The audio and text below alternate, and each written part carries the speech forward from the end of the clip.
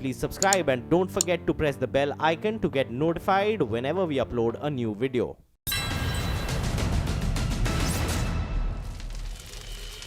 नमस्कार, मैं हूं अमीश देवगन और आप देख रहे हैं आर पार। चुनाव कर्नाटक का है, लेकिन बीजेपी से लेकर कांग्रेस तक और समाजवादी पार्टी से लेकर बहुजन समाज पार्टी तक सबकी नजर 2019 पर है। इसलिए सियासी समीकरण साधने की ओर लगी हुई है जनाब। खुद को दलितों का सबसे बड़ा मसीहा बताने से लेकर हिंदू हित की बात करने तक कोई पार्टी किसी से पीछे नहीं है। योगी आदित्यनाथ दलित के घर खाना खा रहे हैं तो मायावती कह रही है कि बीजेपी खूब ड्रामा करना जानती है। राहुल दलितों के नाम पर संविधान बचाओ अभियान चला रहे हैं और कह रहे हैं कि दलित पिट रहे हैं। और उधर अमित शाह कह रहे हैं कि बीजेपी 50 साल तक सत्ता में रहने की तैयारी कर रही है। लेकिन पहला मोर्चा कर्नाटक में है तो हिंदुत्व के बड़े चेहरे योगी आदित्यनाथ 6 दिन में ताबड़तोड़ 35 रैलियां करने वाले हैं। और इसी बीच कर्नाटक से बीजेपी के लिए बड़ी खुशखबरी के संकेत हैं, क्योंकि सर्वे बता रहे हैं कि 60% लिंगायत समाज मजबूती के साथ बीजेपी के साथ खड़ा है। लेकिन आज बड़ा सवाल है, क्या 2019 में जीत के लिए हिंदुत्व और दलितों का मुद्दा सियासत की धुरी बन गया है? आज इसी पर होगी देश की सबसे बड़ी बहस। Hindutva plus Dalit is equal to 2019 में जीत।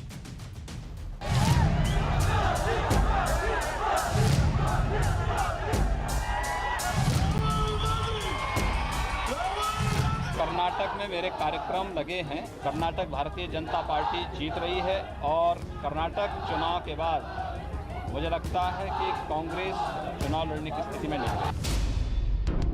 कर्नाटक में कांग्रेस का किला ध्वस्त करने के लिए ये योगी की हुंकार है।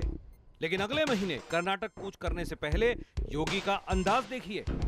हिंदुत्व का बड़ा चेहरा बन चुके योगी आदित्यनाथ प्रतापगढ़ में दलित दयाराम सरोज के घर पहुंचे और जमीन पर बैठकर उनके परिवार संग खाना खाया।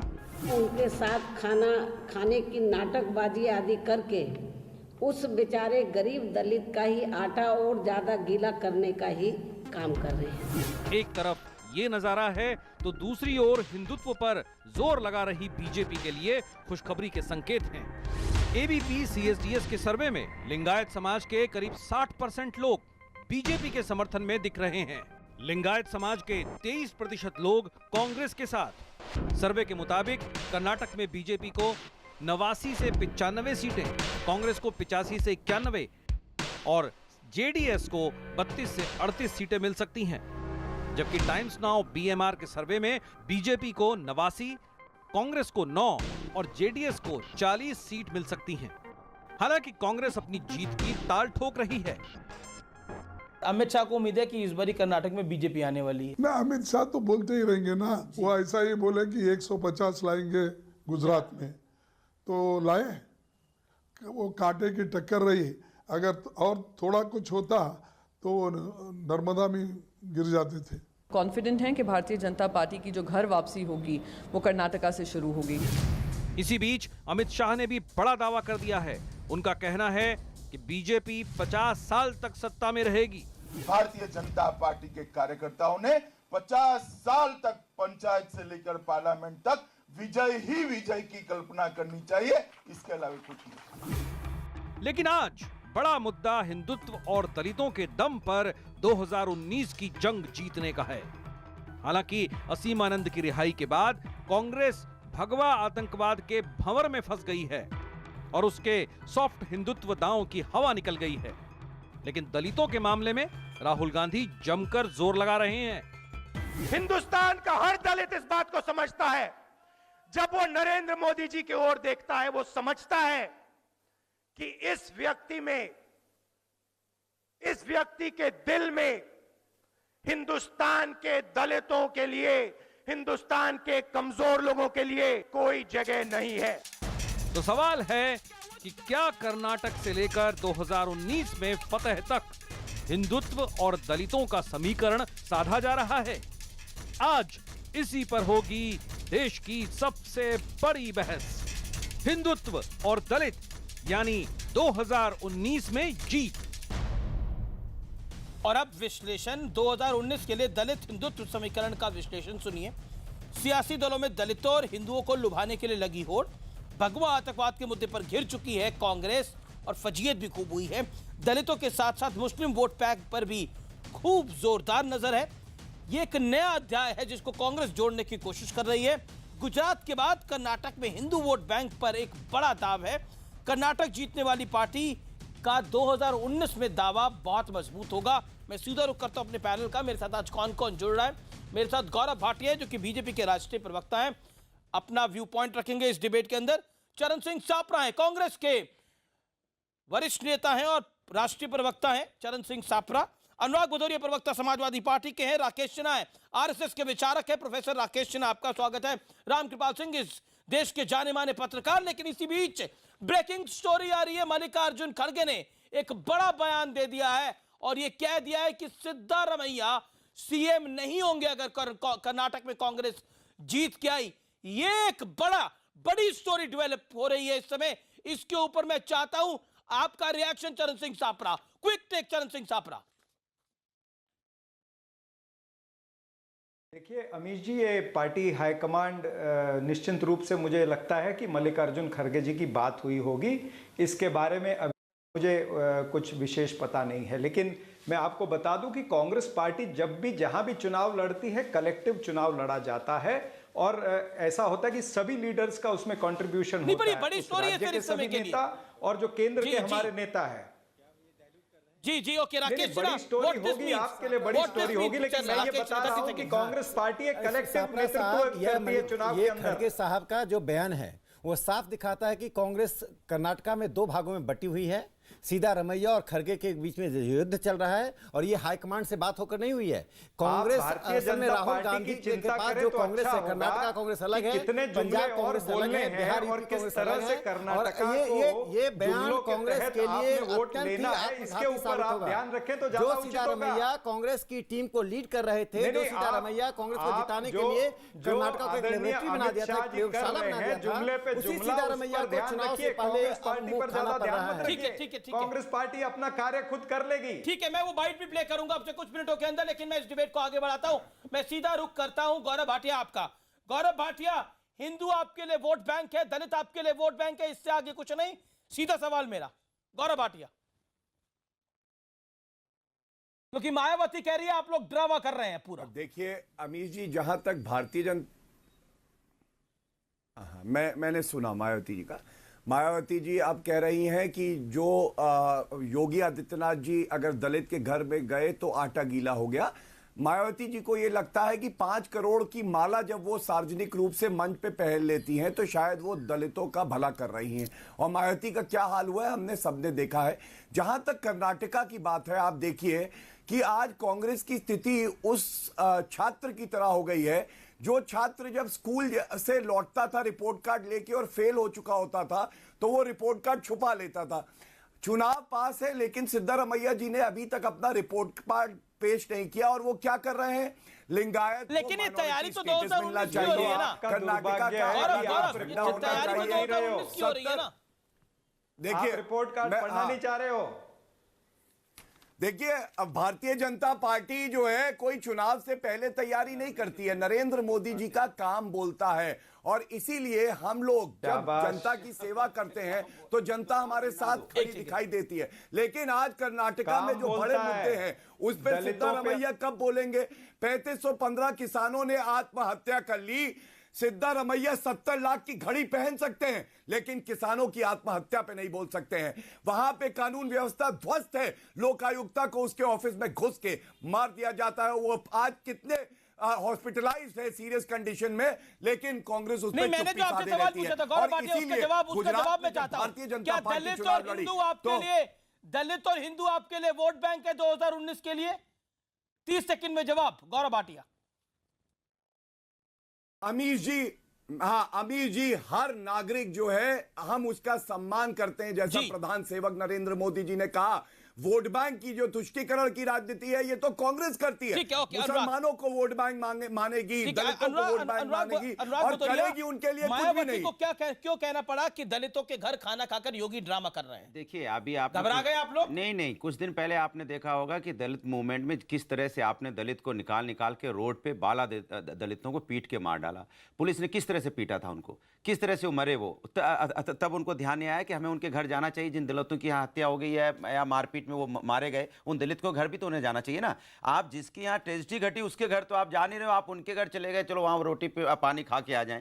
भाई आप ऐसे दलितों के यहाँ जाइए जहाँ दलित वाकई परेशान है, जो आपके सरकार से सताया हुआ है। जिस लड़की को आपने जिंदा जला के मार डाला उन्नाव में, दलित लड़की को, उसके घर चले जाते तो लगता है कि आप किसी महिला के घर गए थे जहाँ दलित जलाई गई थी। आप उस दलित के घर तो जा नहीं पाए, या बिजनौर में दलित के घर चले जाते जिसने फांसी लगा ली थी तो अच्छा लगता। आप दलित के घर जाना चाहते हो तो आपकी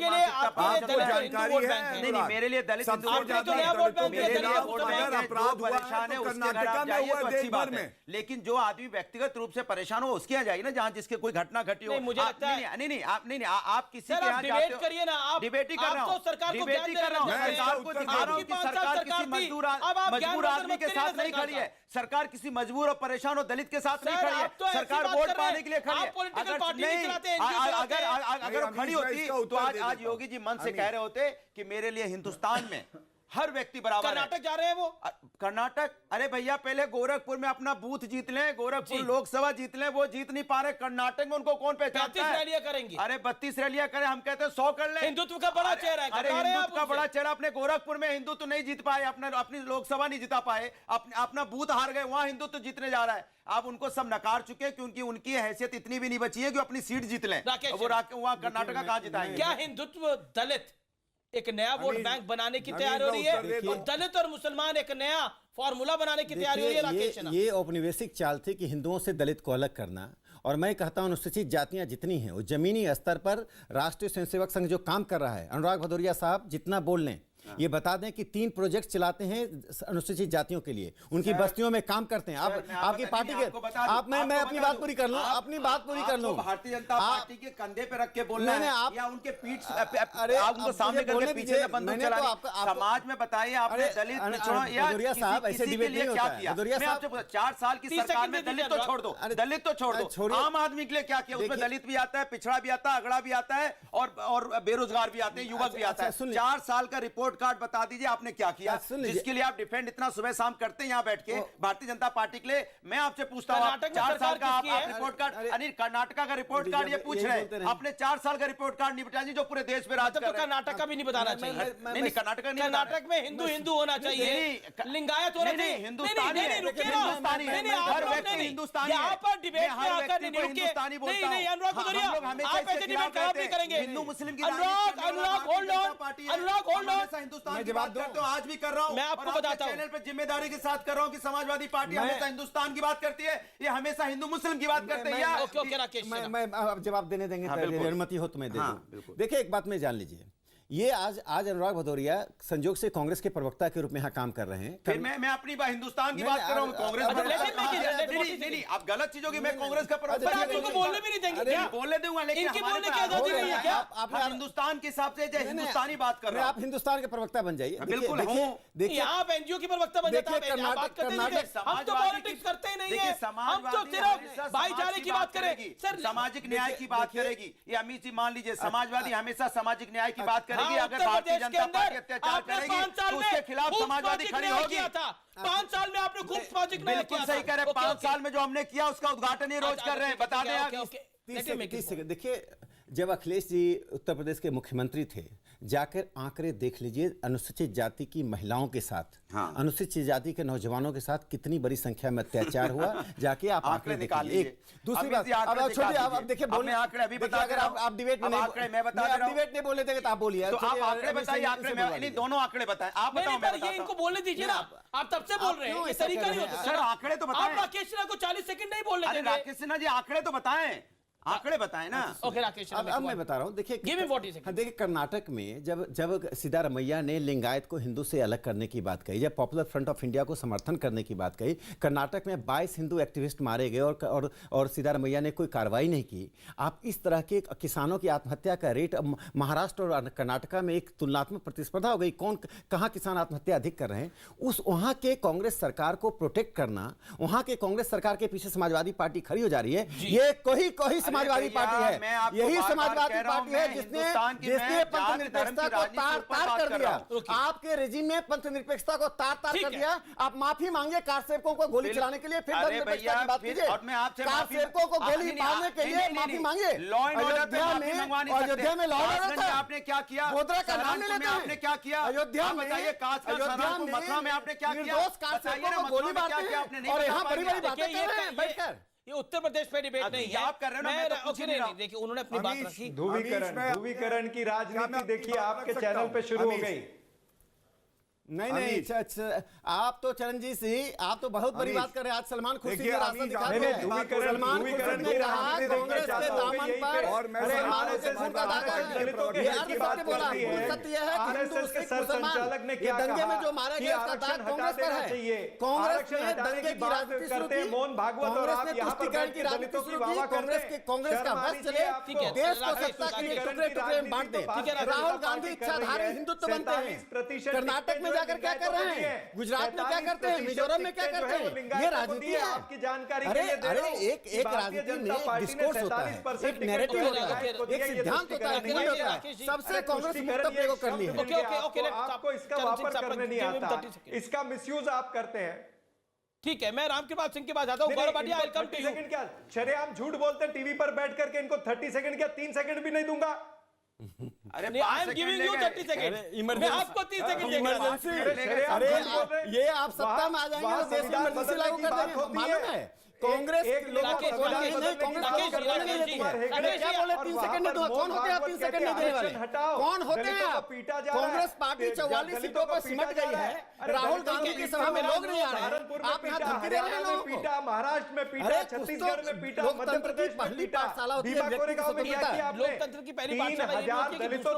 3000 दलितों के ऊपर केस लिए भारतीय जनता पार्टी की सरकार ने। 3000 दलितों पे केस लिए महाराष्ट्र में, और वो संभाजी भिड़े को अभी तक पकड़ा नहीं है। उसको मुख्यमंत्री कहते हैं तो राम की बात है, बिल्कुल क्लियर है।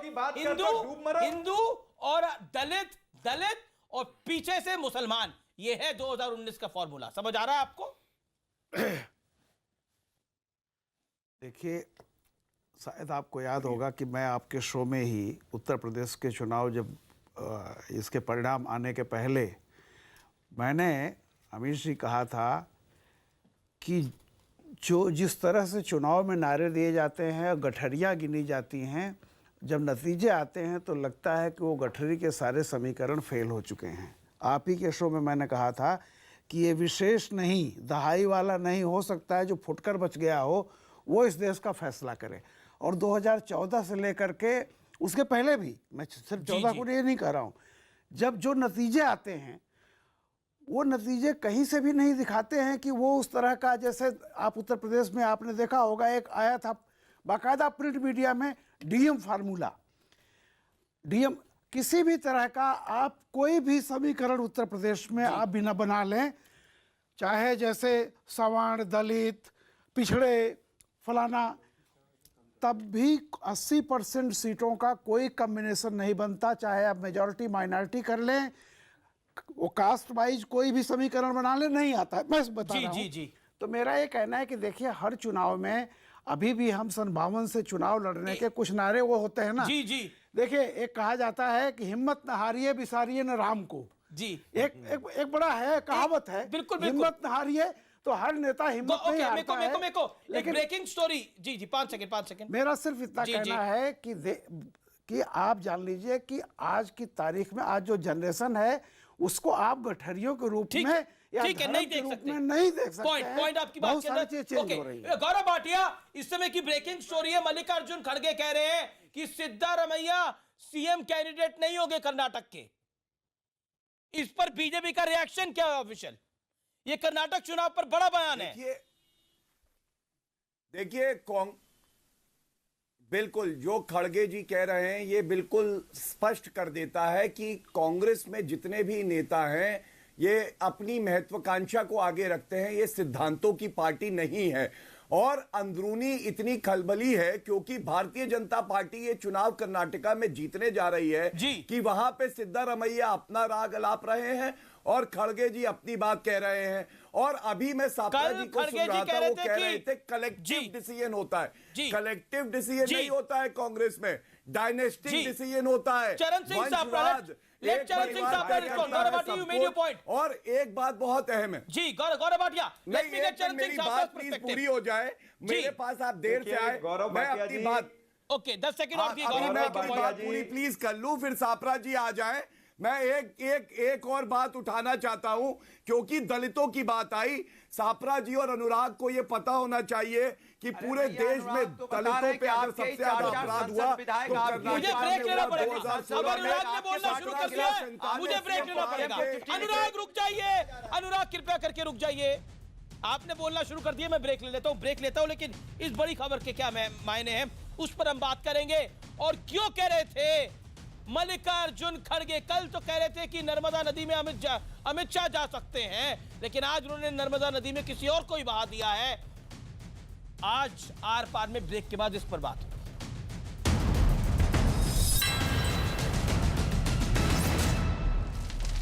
आप देख रहे हैं इस समय आर पार, और अमित शाह का एक बड़ा बयान आया। अमित शाह ने बोला कि बीजेपी के कार्यकर्ता मन से 50 साल सरकार की भावना रखकर काम करे। और दूसरी तरफ अश्विनी चौबे ने बोला कि कांग्रेस पार्टी को 4 कंधे भी नहीं मिलेंगे आने वाले दिनों के अंदर।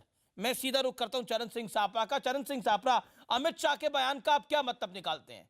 यानी अगले 50 साल तक आपका कोई चांस नहीं है, आप विपक्ष में बैठेंगे और ऐसे ही कहते रहेंगे? देखिए अमीश जी, इस देश की जनता जानती है कि देश के सबसे बड़े जुमलेबाज वो आदरणीय अमित शाह जी हैं, लेकिन देश की जनता ये भी जानती है कि 4 साल में इन्होंने झूठे आश्वासन और झूठे भाषण केवल दिए हैं।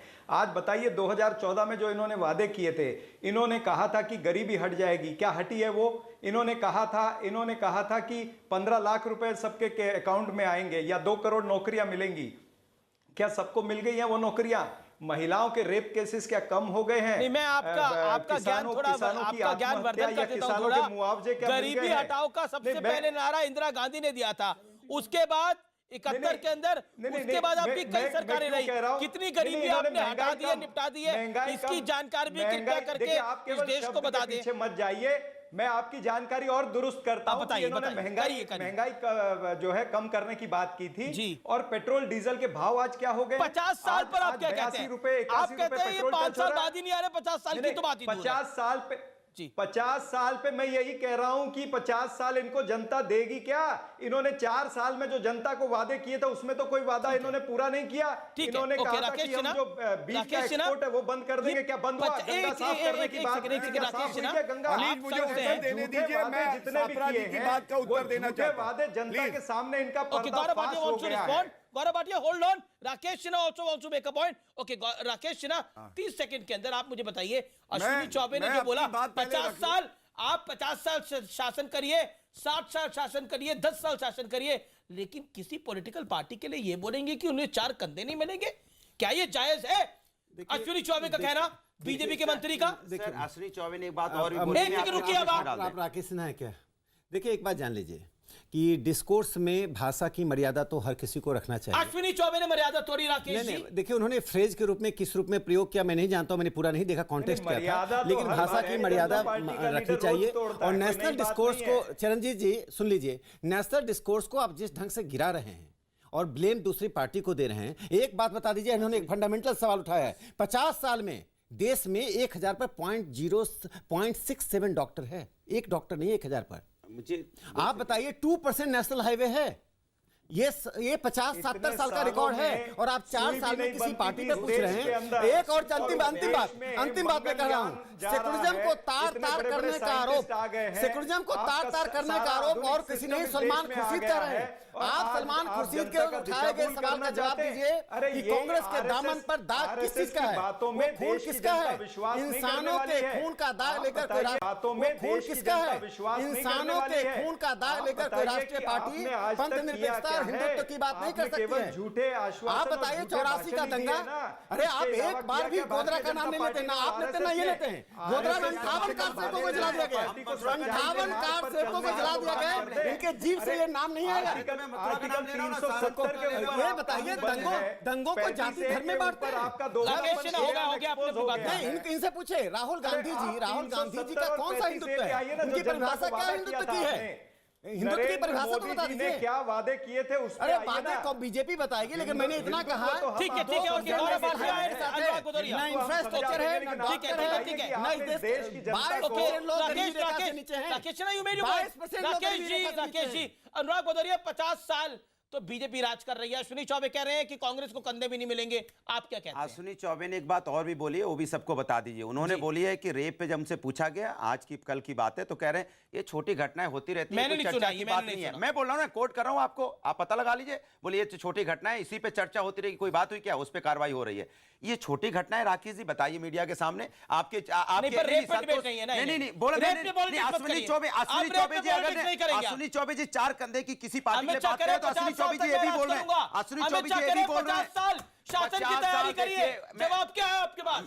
4 साल तैयारी क्या है? नहीं 4 साल का जवाब तो ये दे नहीं पा रहे। 4 साल इन्होंने क्या किया, इनसे पूछा जाएगा तो ये एक काम नहीं बता पाएंगे। गौरव भाटिया बैठे हैं, मैं इनसे पूछ रहा हूं 4 साल में व्यूअर देख रहा है, उसको एक काम बता दीजिए 4 साल में क्या है। 50 साल की बात कर रहे हैं, ये तो जीव है, कुछ भी बोल दो। भारतीय जनता पार्टी को फेंकने की आदत है, लफाजी करने की आदत है, कुछ भी बोल देंगे हम 50 साल 100 साल। अरे भैया 50 साल उम्र सबकी देख लो, 50 साल की 100 साल बीजेपी रहेगी। अरे भैया आपको बोलने की आदत है, आपने 15 लाख बोले थे आ गए, आपने 2 करोड़ नौकरी बोले थे आ गए, तो 50 साल बोले वो भी नहीं आएंगे। अच्छा ठीक है, ओके। गौरव भाटिया 50 साल के मायने क्या थे? दूसरी चीज, राहुल गांधी ये बताने में लगे हैं कि नरेंद्र मोदी शासन में कुछ भी ठीक नहीं है और अनुराग भदौरिया उसकी तासीर कर रहे हैं। गौरव भाटिया देखिए अमीर जी, आप बहुत समय बाद मेरे पास आए, उम्मीद करूंगा आप समय देंगे और बीच में कोई नहीं बोलेगा। पहली बात तो कर्नाटका में कांग्रेस चुनाव हार चुकी है और उसकी वजह स्पष्ट है कि आज कोई भी कर्नाटका में कांग्रेस में लीडर रिपोर्ट कार्ड देने की बात नहीं कर रहा, बल्कि ये लोग सवाल हमसे कर रहे हैं मोदी जी ने क्या किया। 2019 का चुनाव दूर नहीं है, हम अपना रिपोर्ट कार्ड रखेंगे जैसे गुजरात में रखा था और चुनाव जीत के दिखाएंगे। दूसरी बात सबसे अहम यह है कि आप अगर देखें कांग्रेस का हश्र क्या हुआ, आज जो सलमान खुर्शीद ने बयान दिया वो अपने आप में दिखाता है कि जो कांग्रेस के नेता हैं उनको भी कांग्रेस पे विश्वास नहीं है और कांग्रेस का चरित्र और दोहरापन आज उजागर हो गया है। तीसरी बात दलितों पे हो रही थी, 2016 के आंकड़े रख रहा हूं, सबसे ज्यादा अपराध 1747 कर्नाटका में हुआ दलितों के खिलाफ पूरे देश में और अपराध दर सबसे ऊपर है। और राहुल गांधी कहते हैं देश को खतरा है, संविधान को खतरा है। नहीं 50 साल वाली बात पर आप क्या कहते हैं? हाँ उस पे मैं ये कहता हूं, हाँ बिल्कुल मैं ये कहता हूं कि जब तक कांग्रेस आतंकवाद पे जो है धर्म ढूंढेगी और हिंदू आतंकवाद की बात करेगी तो कांग्रेस कभी भी सत्ता में नहीं आएगी। अगर सोनिया गांधी आतंकवादियों के मरने पे रोती रहेंगी तो कांग्रेस कभी भी सत्ता में नहीं आएगी। 50 साल क्या 75 और 100 साल नहीं आएगी। अनुराग अरे भैया पहले मैं आपसे सीधी सीधी बात कर लूं, इतना बता दो 4 साल में आपने ऐसा कौन सा काम कर दिया जिससे पब्लिक ये चाह रही हो कि आप 50 साल तो क्या और 5 साल दोबारा आए। 5 साल तो आपको लाना नहीं चाह रही है, 50 साल की आप बात कर रहे हो, 5 साल तो आ जाओ पहले। 5 साल के लिए आपको धर्म यूज करना पड़ रहा है, जाति यूज करना पड़ रहा है। राहुल गांधी जाति के ऊपर बात करते हैं। मैं आपको चैलेंज करता हूँ, व्यूअर को बता दो आपने कितना रोजगार दिया 5 साल तो क्या आपको 100 साल सरकार मिल जाएगी। आप बता दीजिए कितना रोजगार डेवलपमेंट आपने 5 साल में किया है, जो आपने वादे किए थे, आपने घोषणा पत्र में जो वादा किया था, कौन सा वादा आपने पूरा किया? अरे भैया युवा से पूछो जाके उनके आंसू कैसे बंद नहीं होते, घुटनों से रो रहा है युवक जिसको आप धोखा दे के आए हो सत्ता में, जिसको आपने सपने बेचे थे, मां से पूछो जाके गांव में जो आस उसका लगाए बैठे भुगतान रहेंगे नहीं कि मेरे होता बेटे को था। रोजगार जो मिलेगा। 5 साल उद्योगपति गुजर थे, गए, आज भी उनके आप वही साथ बात करते हो जो आप आपके 2014 में क्या करते थे, राष्ट्रीय आज भी आप वही बात करते हो 2013 में क्या करते थे। एक सेकंड, गौरव भाटिया, क्योंकि महिलाओं के साथ बलात्कार हो रहा था, 14 से 18 की बात कर लो, आप करोगे नहीं। पहले अनुराग आपने भदौरिया, अंदर नहीं, झांकी है। अनुराग, hold on, जनता अनुराग, ने hold on। आपको नकारा है। Gaurav Bhatia, hold on। आपकी देखिए, मैं तुष्टिकरण की अनुराग, राजनीति को गौरव नकार भाटिया, दिया hold है on। जनता ने। गौरव भाटिया, you आज made your चिल्लाते point, hold on। कितनी अनुराग सीटों भदौरिया, पे लड़ रहे okay, हैं all आप? audios down, all audios down। अनुराग भदौरिया, आप डिबेट के अंदर आते हैं, आप हर डिबेट के अंदर रोजगार की बात करते हैं, दलित उत्पीड़न की बात करते हैं, आप बात करते हैं कि नहीं 5 साल की रिपोर्ट कार्ड नरेंद्र मोदी सरकार की मांगते हैं। जब 2019 का चुनाव आएगा तो वो रिपोर्ट कार्ड आ जाएगी। लेकिन सच्चाई ये है, जब कर्नाटक का चुनाव आता है तो कांग्रेस पार्टी लिंगायतों को अलग धर्म बनाती है। वो किस विकास की बात कर रही है, आप मुझे बताइए। Hold on, hold on. नहीं, आप लोग रुकिए। मुझे लगता है ये आडंबर और ये डिबेट के अंदर ये आके कहना कि हम तो नौकरी की बात करना चाहते हैं, लेकिन जो एंकर है, जो चैनल है, वो नौकरी की बात नहीं करना चाहता, ये गलत है। आप अपनी होल्ड ऑन, असलियत है, बीजेपी की बात असलियत ये है, असलियत ये है, जब राजनीति की धरातल पर बात होती है तो हिंदू मुसलमान के ऊपर डिबेट होती है और हिंदू मुसलमान के ऊपर राजनीति होती है और खुली होती है। हिंदू धर्म को तोड़ा जाता है और खुली राजनीति इसके ऊपर होती है। चरण सिंह सापरा, मैं आपसे जानना चाहता हूं, क्या लिंगायतों को होल्ड ऑन, बीजेपी हिम्मत नहीं जुटा पाती कि रिपोर्ट कार्ड रखे, देश की बात करे, हमेशा बात करेगी तो वोट की बात करेगी, कभी तो ऐसी बात करो ना जिससे लगे कि लोगों के भलाई के लिए बात हो रही है। आपने उत्तर प्रदेश को यूनाइटेड किंगडम बना दिया पिछले 25 साल बनाया ना, तभी तो उसका उद्घाटन कर रहे हैं। योगी जी सुबह तैयार होके निकलते हैं, आप डिबेट करना चाहते हैं, उद्घाटन करने। आप डिबेट करेंगे? नहीं, मैं बता रहा हूं, ऐसा नहीं हो सकता ना, आप नॉन स्टॉप बोले। बाकी भी पैनलिस्ट है, मैं अपनी बात कह रहा हूं। आप भी वेट कर रहे हैं, चरण Singh Sapra is waiting from long, Ramkripal Singh बोल नहीं पाए। भैया, do you think that is fair? मुझे तो पूछना आपसे यह है कि भाई मैं सुनने आता हूं या कुछ कहने भी आता हूं। रामकृपाल सिंह, नहीं, देखिए, मेरा एक सवाल जो मुख्य रूप से मेरा जो डिबेट का आज आपका सवाल था कि क्या दलित और हिंदुत्व का ये फार्मूला चलाया जा रहा है, यही था आपका ना। मेरा ये कहना है कि देखिए, इस तरह की चीज़ें लगातार होती रहती हैं। अभी आपने अमित शाह का कहा, हमेशा किसी ने कहा था कि क्रांतिकारी हमेशा सपनों में जीता है। नेताओं की एक व्यवस्था भी है कि वो एक आदर्शवाद और सपने देखते हैं। कोई भी नेता ये नहीं कहता है कि हम हारने के लिए लड़ाई मैदान में हैं। इसको उतना ही तवज्जो दी जानी चाहिए। 50 साल वाले को इससे अधिक का आप मत दीजिए। हर आदमी एक लक्ष्य रखता है, हर नेता एक लंबा लक्ष्य रखता है, वो एक अलग की चीज है। आज का जो सवाल है, समझ में नहीं आती, देखिए, तमाम नेता आते हैं या बड़ा ज्ञानवर्धन करते हैं, आप जॉब्स की बात करिए, आप इन मुद्दों विकास की बात करिए, लेकिन असल में धरातल में क्या होता है? देखिए, दलित की जात की बात हो रही है, पात की बात हो रही है, धर्म की बात हो रही है। सच्चाई ये है। अमीश जी सुन लीजिए, मैंने बहुत सारे इलेक्शन देखे हैं, लेकिन इस इलेक्शन में न माइनॉरिटी की बात हो रही है, न पिछड़ों की बात हो रही है। जिस तरह से सारा पूरा देश में फोकस सिर्फ दलित पर चला गया है, ये एक नई चीज उभर रही है। लोगों को लगता है कि ये कार्ड, चाहे वह अम्बेडकर का नाम हो, चाहे जैसे भी हो, सारी पार्टियां, मुझे लगता है कि जो भी दलित की परसेंटेज हो 18 से 19% 20%, 82% पर कोई ध्यान नहीं हुआ। देखिए, क्योंकि राहुल गांधी भी दलित की बात कर रहे हैं और बीजेपी भी दलित की बात कर रहे हैं, तो अच्छी बात है। मुझे ये बता दीजिए, वो कह रहे हैं देश में दलित मर रहे हैं, राहुल गांधी कह रहे हैं 71% दलित लैंडलेस हैं। क्या ये 4 साल में नरेंद्र मोदी की सरकार ने जवाब लैंडलेस बना दिया है? Okay, a fact. Charan Singh Sapra respond to Rakesh Sinha and non interventions. 30 second, Charan Singh Sapra. देखिए ऐसा है कि दलितों पर जो अत्याचार हो रहा है, अगर पिछले 4 साल का एनसीआरबी का डेटा निकालिए, मैं अपना डेटा नहीं बोल रहा हूं, आप डेटा निकालिए कि जितने भारतीय जनता पार्टी के शासित राज्य है उनमें दलितों के ऊपर अरे मुझे बोलने तो दीजिए ना, उन पर दलितों पर अत्याचार हो रहा है। और हो क्या रहा है? आप डॉक्टर बाबा साहब अंबेडकर की मूर्तियां खंडित हो रही हैं बीजेपी शासित राज्यों में, आप करवा रहे हैं, भगवा कलर किया जा रहा है, उसको पिंजरे में डाला जा रहा है। भीमा कोरेगांव के अंदर 3000 पुरानी रणनीति रही है, देश को भी खंडित कर रहे हैं, मूर्तियों को भी खंडित कर रहे हैं, हिंदू समाज को भी खंडित करना चाहते हैं। नहीं है भारतीय जनता पार्टी को संविधान बदलने की बात आप करते हैं। मैं ब्रेक के लिए रुकता हूं, ब्रेक के बाद वापस आ रहा हूं। आप देखते रहिए आर पार। एक बड़ा बयान क्या दिया था मल्लिकार्जुन खड़गे ने अमित शाह के बारे में, ब्रेक के बाद वो आपको सुनाने जा रहा हूं। आप देखते रहिए आर पार।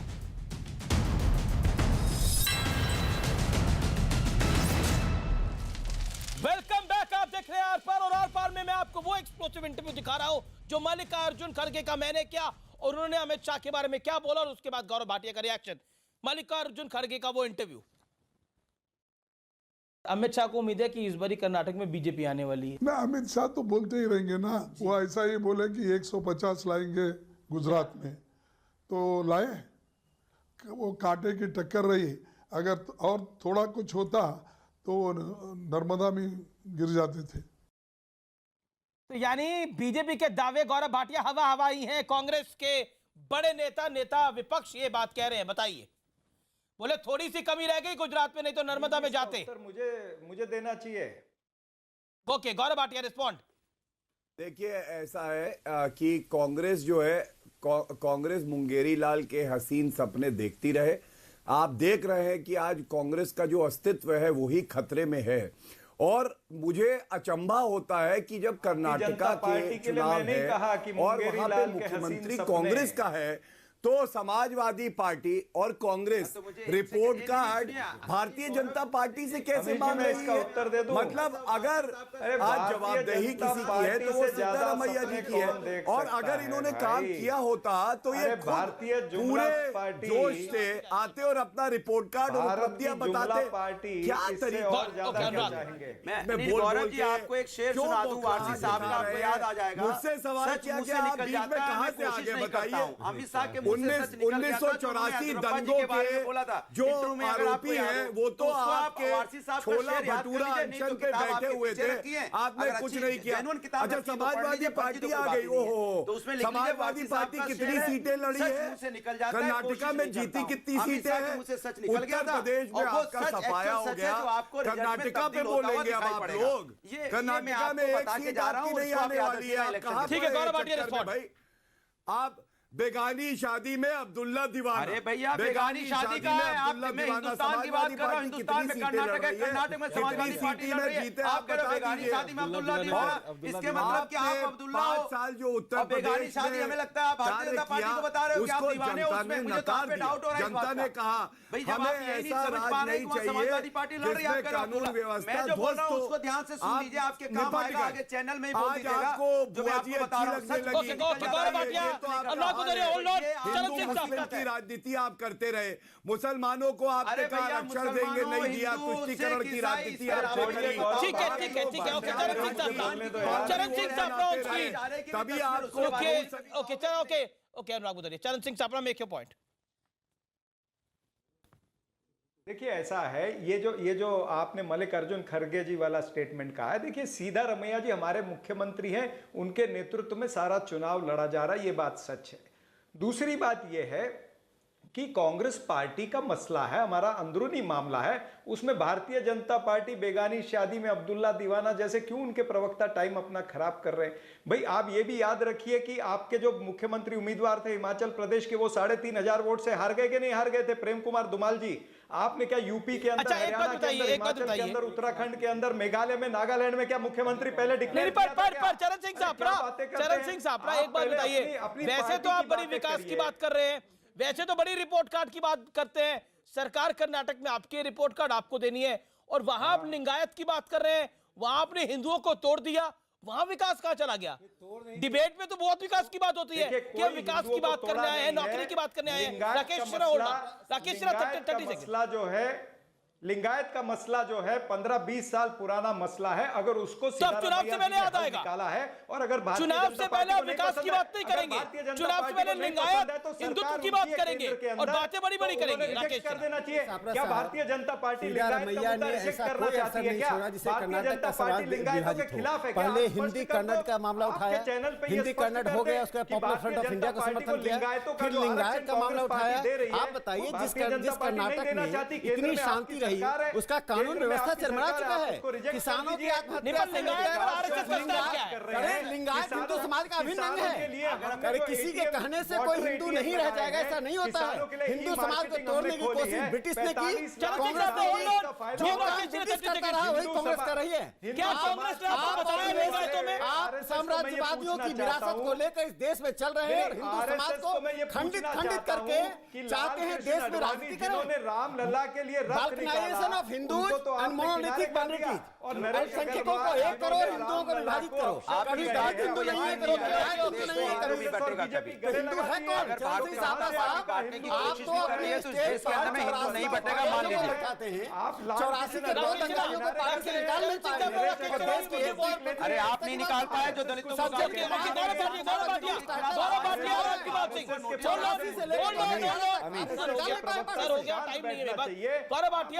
लिंगायत पर बीजेपी का स्टैंड क्या है? 10 सेकंड। लिंगायत पर बीजेपी का स्टैंड क्या है? अमित शाह जी ने स्पष्ट कर दिया है कि हम लोग ये जो तुष्टीकरण की राजनीति है कि हिंदू से हिंदू को लड़ा दो, इससे बिल्कुल भी सहमत नहीं है। और पूरा हिंदू समाज एक रहेगा। पूरा हिंदू समाज एक रहेगा। ओके सर, टाइम ओवर है, वो समय नहीं है। जिस तरह से सिद्धरमैया 5 साल सोने के बाद लिंगायतों की याद आती है, उसमें दिखाता है कांग्रेस नरेंद्र मोदी जी को चाहे जो भी करें, जिस तरह से अभी सर्वेज आ रहे हैं उसमें मुझे लगता है कि लड़ाई कांटे की है, टक्कर कांटे की हो रही है। और जो भी कार्ड खेला जाए जी, कोई बहुत ज्यादा अब स्थितियों में परिवर्तन कर्नाटक में आएगा इससे मुझे लगता नहीं है। हालांकि सब लोग अपने अपने कार्ड खेलेंगे, धर्म के, जाति के, शुक्रिया करेंगे। फिलहाल समय इतना ही है, फिलहाल आर पार में इतना ही। आप देखते रहिए न्यूज़ 18 इंडिया। छोटा सा निष्कर्ष है, हिंदू मुसलमान पर तो कई डिबेट हमने देखी होंगी और असल में राजनीति भी हिंदू मुसलमान पर करना चाहती है पॉलिटिकल पार्टी, और यहाँ आके बात करती है नौकरी की और डेवलपमेंट की, लेकिन असल ग्राउंड पे उसकी बात नहीं होती। इसी को आज हमने एक्सपोज करा है। फिलहाल आर पार में इतना ही। नमस्कार। अब चलते हैं सुमित के पास अगले प्रोग्राम के लिए।